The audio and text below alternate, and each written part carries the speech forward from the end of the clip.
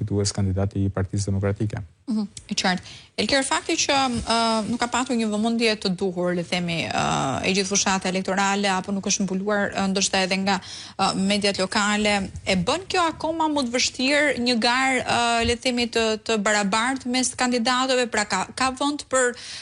problematika të tilla si blerja votave apo ndikimi i qytetarëve etj. Ne do të kemi parasysh që shumë i freskët raporti i zgjedhjeve të 11 majit, shumë i freskët e gjithë ajo panoramë që bën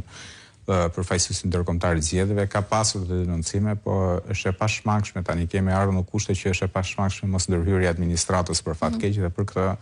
ende nuk ka asnjë lloj lëvizje nga institucionet tona, qoftë nga KQZ-ja, qoftë nga institucionet që duhet të bëjnë drejtësi në këtë vend, sigurisht është SPAK-u. Task Force drejtësi ishte dështimi më i madh i SPAK-ut për vërtetës, është një dështim i pranuar edhe vetë nga kreu i SPAK-ut, është një dështim i pranuar edhe vetë nga partnerët ndërkombëtar,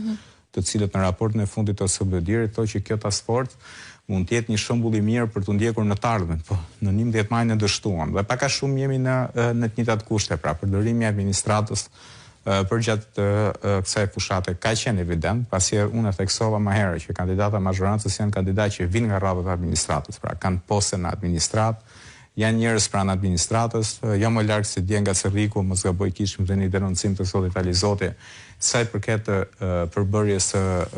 së komisionerëve dhe sa i përket përbërjes së administratës zgjedhore. Dhe normalisht që kjo e minon atë që është një proces i lirë zgjedhor dhe demokratik. E qartë.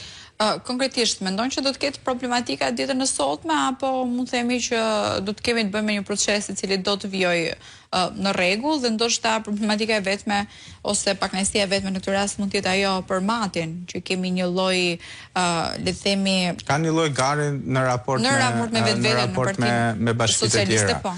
Do të kemi parasysh duke theksuar që në kryet herës që nuk kemi atë përplasjen tradicionale pra mes Partisë Demokratike dhe Partisë Socialiste, normalisht që gara tani duhet parë edhe me një tjetër sy,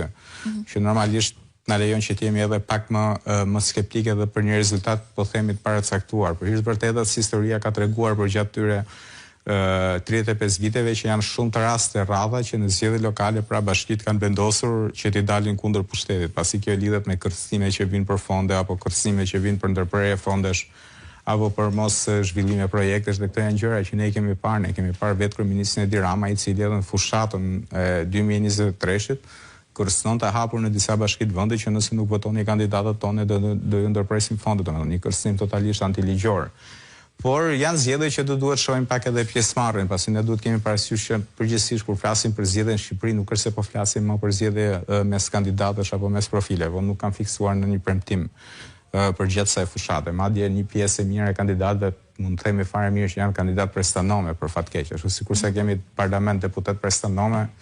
Tashmë ne kemi ardhur në stadin kur në krye të bashkive ne kemi kandidat prestanome, pra që aty përfaqësojnë një grup të caktuar interesash, qofshin